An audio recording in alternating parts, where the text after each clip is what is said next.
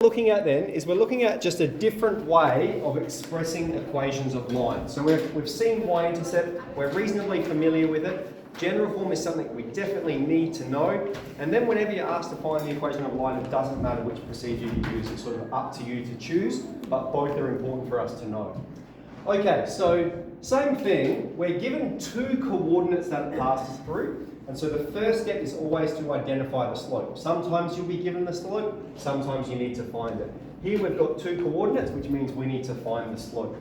So I'll go through and label my coordinates, and we'll write the slope formula. y2 take away y1 divided by x2 take away x1.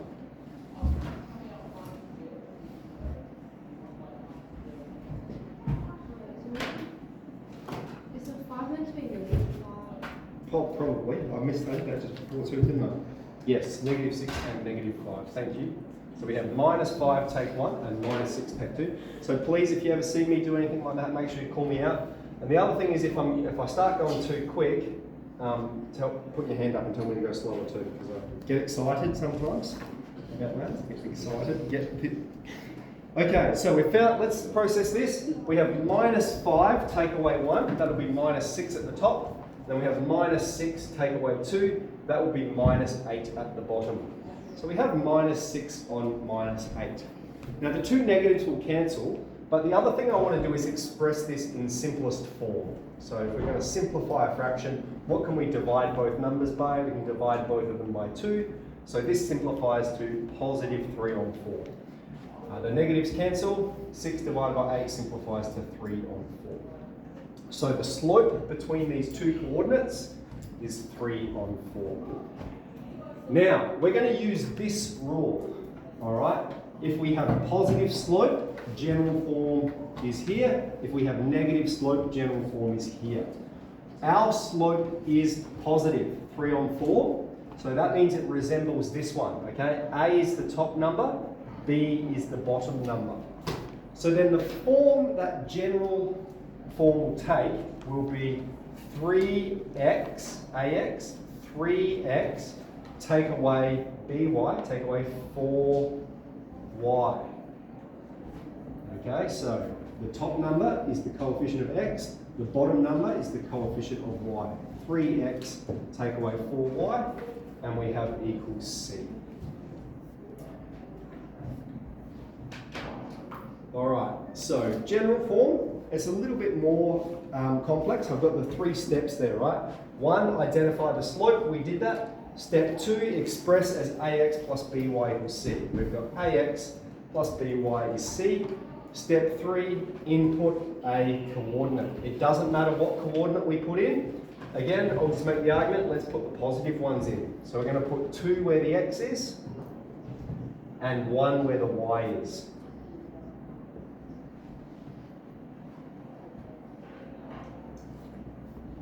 We have 3 times 2 is 6, 4 times 1 is 4, and so we have 2 is C. Now I want to stress again, I've said it before, I'll say it again, this is capital C, this is not the y-intercept, this is a constant term in general form.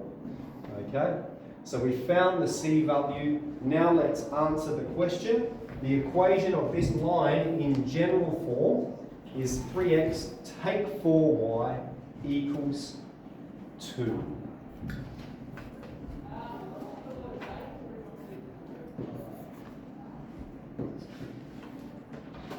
Okay, so what did we do? Step 1, we identified the slope. Step 2, we expressed it like this. And then step 3, we shove the coordinate in, process it. There's our answer. Okay, let's move on to question 2 then. Find the equation of a line with a y-intercept of 3 that passes through x is 2 and y is -9. So we have this coordinate. We don't have the slope, but we do have the y-intercept.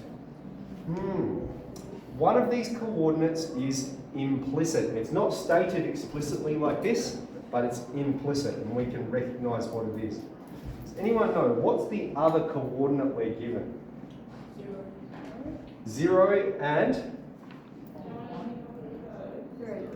3. The y-intercept is 3. Okay, so if the y-intercept is 3, that's where it passes the y-axis. All right, remember a Cartesian plane.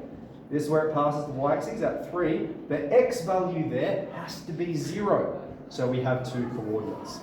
Okay, we'll go through. We're going to find our slope. So we'll, okay, Rainy, we'll do y2 take y1. So we have 3 take away minus 9. Remember, the minus 9 belongs to the y coordinate there. And then we have 0 take away 2 for x. We'll process this. 3 take negative 9. That becomes 3 plus 9. We have 12 on minus 2. We have, what's going to simplify to minus 6? Would you be able to shut the curtain? Oh, yeah, sure. Is that better? Yeah. Minus 6. I might try to get a darker marker too. Okay, so what do? We found the slope. Here it is, minus 6. Step 1, slope found. Step 2, now we need to figure out which one of these does it resemble. And we're sort of encountering a problem because it's not expressed as a fraction. But no worries. Remember, if we want to make it a fraction, we can just chuck it on top of 1. Now we can see what corresponds with A, what corresponds with B. The slope in this circumstance is negative. There's a negative out the front, which means it's going to follow this form. We have 6x, so AX, the 6 corresponds with the A, and the 1 corresponds, the 1 corresponds with the B. So we have 6x plus 1 lot of y. Now, we'll write it out like this for now, but I'll communicate it properly in a moment. 6x plus 1 lot of y equals C. Okay, I just want to really emphasize how we moved from here to here.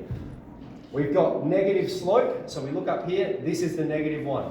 We identify A corresponds with 6 and B corresponds with 1. So we have 6 lots of x and 1 lot of y, and we're using the positive because it's this form here. That's how we get there. Okay, so step 1 done, step 2, we've expressed it like that. Step 3, let's input a coordinate. Again, let's do this one. It's got a 0 in it. 0 is going to be nice and easy for us to manage. So we're going to have 6 times 0 plus 1 times 3 is equal to C. And so this just gives us C is 3.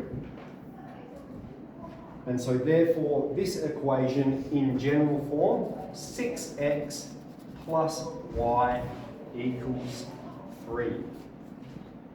Now down the bottom here, I haven't written a coefficient of y.